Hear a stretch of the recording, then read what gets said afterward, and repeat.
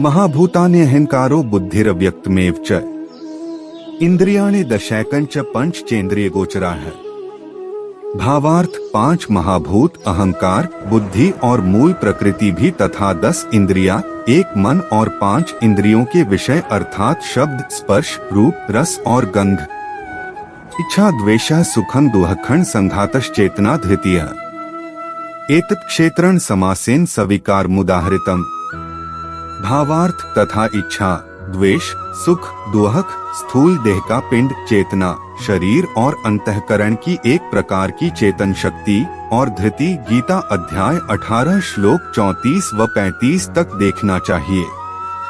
इस प्रकार विकारों 5वें श्लोक में कहा हुआ तो क्षेत्र का स्वरूप समझना चाहिए और इस श्लोक में कहे हुए इच्छादि क्षेत्र के विकार समझने चाहिए के सहित यह क्षेत्र संक्षेप में कहा गया। अमानित्वम, दम्भित्वम, हिंसा, क्षान्तिरार्जवम, आचार्योपासनम, शौचन, स्थैर्यमात्म विनिग्रहः। भावार्थ श्रेष्ठता के अभिमान का अभाव, दंभाचरण का अभाव, किसी भी प्राणी को किसी प्रकार भी न सताना, क्षमाभाव, मनवाणी आदि की सरलता, श्रद्धा भक्ति सहित गुरु की सेवा, बाहर भीतर की शुद्धि, सत्यता पूर्वक शुद्ध व्यवहार से द्रव्य की और उसके अन्न से आहार की तथा यथायोग्य बर्ताव से आचरणों की और जल मृत्तिकादि से शरीर की शुद्धि को बाहर की शुद्धि कहते हैं तथा राग, द्वेष और कपट आदि विकारों का नाश होकर अंतःकरण का स्वच्छ हो जाना भीतर की शुद्धि कही जाती है।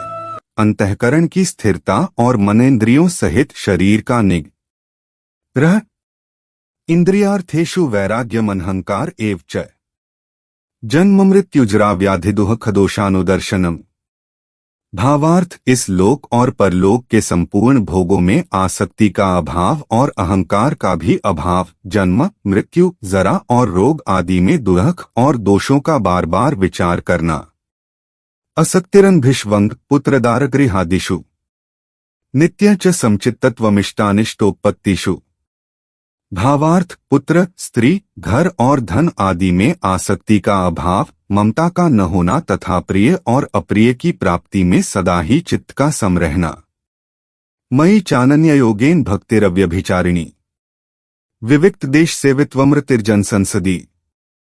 भावार्थ मुझ परमेश्वर में अनन्य योग द्वारा अव्यभिचारिणी भक्ति, केवल एक सर्वशक्तिमान परमेश्वर को ही अपना स्वामी मानते हुए स्वार्थ और अभिमान का त्याग करके श्रद्धा और भाव सहित परम प्रेम से भगवान का निरंतर चिंतन करना अव्यभिचारिणी भक्ति है तथा एकांत और शुद्ध देश में रहने का स्वभाव और विषयासक्त मनुष्यों के समुदाय में प्रेम का न होना।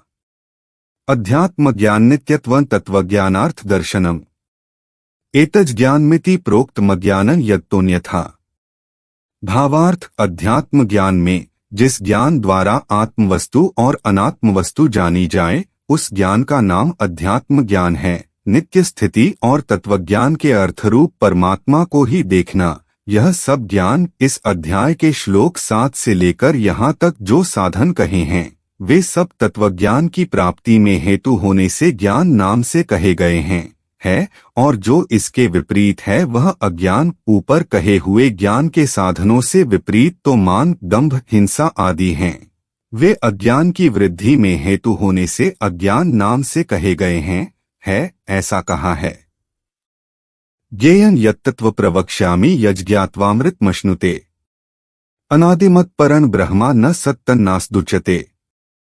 भावार्थ जो जानने योग्य है तथा जिसको जानकर मनुष्य परमानंद को प्राप्त होता है उसको भली भांति कहूँगा। वह अनादि वाला परमब्रह्म न सत ही कहा जाता है न असत ही। सर्वतः पाणिपादं तत्सर्वतोक्षिशिरोमुखम, सर्वतः श्रुतिमल्लोके सर्वमावृत्य तिष्ठति।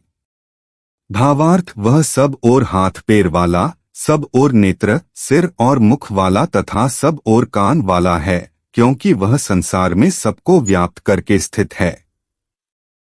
आकाश जिस प्रकार वायु, अग्नि, जल और पृथ्वी का कारण रूप होने से उनको व्याप्त करके स्थित है, वैसे ही परमात्मा भी सबका कारण रूप होने से संपूर्ण चराचर जगत को व्याप्त करके स्थित है। सर्वेंद्रिय गुणाभासन सर्वेंद्रिय विवर्जितम, असक्तन सर्वभृत चैव निर्गुण गुणभोक्त्री च।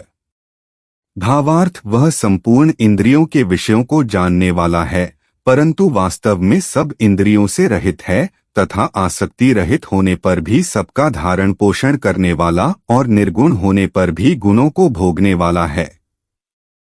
बहिरंतश्च भूतानां चरण चरमेव च सूक्ष्मत्वात् तद्विज्ञेय दूरस्थं चान्तिके च तत्। भावार्थ वह चराचर सब भूतों के बाहर भीतर परिपूर्ण है और चराचर भी वही है, और वह सूक्ष्म होने से अविज्ञेय, जैसे सूर्य की किरणों में स्थित हुआ जल सूक्ष्म होने से साधारण मनुष्यों के जानने में नहीं आता है, वैसे ही सर्वव्यापी परमात्मा भी सूक्ष्म होने से साधारण मनुष्यों के जानने में नहीं आता है तथा अति समीप में वह परमात्मा सर्वत्र परिपूर्ण और सबका आत्मा होने से अत्यंत समीप है, और दूर में श्रद्धारहित अज्ञानी पुरुषों के लिए न जानने के कारण बहुत दूर है भी स्थित वही है। अविभक्तम च भूतेषु विभक्तमिव च स्थितम भूत भर्तृ च तज्ज्ञेयं ग्रसिष्णु प्रभविष्णु च। भावार्थ वह परमात्मा विभाग रहित एक रूप से आकाश के सदृश परिपूर्ण होने पर भी चराचर संपूर्ण भूतों में विभक्त सा स्थित प्रतीत होता है, जैसे महाकाश विभाग रहित स्थित हुआ भी घड़ों में पृथक पृथक के सदृश प्रतीत होता है, वैसे ही परमात्मा सब भूतों में एक रूप से स्थित हुआ भी पृथक पृथक की भांति प्रतीत होता है, तथा वह जानने योग्य परमात्मा विष्णु रूप से भूतों को धारण पोषण करने वाला और रुद्र रूप से संहार करने वाला तथा ब्रह्मा रूप से सबको उत्पन्न करने वाला है। ज्योतिषांपि तज्ज्योतिस्तमसः परमुच्यते ज्ञान ज्ञेयं ज्ञानगमय हृदि सर्वस्य विष्ठितम्। भावार्थ वह परब्रह्म ज्योतियों का भी ज्योति गीता अध्याय 15 श्लोक 12 में देखना चाहिए एवं माया से अत्यंत परे कहा जाता है। वह परमात्मा बोधस्वरूप जानने के योग्य एवं तत्वज्ञान से प्राप्त करने योग्य है और सबके हृदय में विशेष रूप से स्थित है। इति क्षेत्रं तथा ज्ञानं ज्ञेयं चोक्तं समासतः मद्भक्त एतद्विज्ञाय मद्भावायोपपद्यते। भावार्थ इस प्रकार क्षेत्र श्लोक 5 से 6 में विकार सहित क्षेत्र का स्वरूप कहा है तथा ज्ञान श्लोक 7 से 11 तक ज्ञान अर्थात ज्ञान का साधन कहा है और जानने योग्य परमात्मा का स्वरूप श्लोक 12 से 17 तक ज्ञेय का स्वरूप कहा है। संक्षेप में कहा गया, मेरा भक्त इसको तत्व से जानकर मेरे स्वरूप को प्राप्त होता है।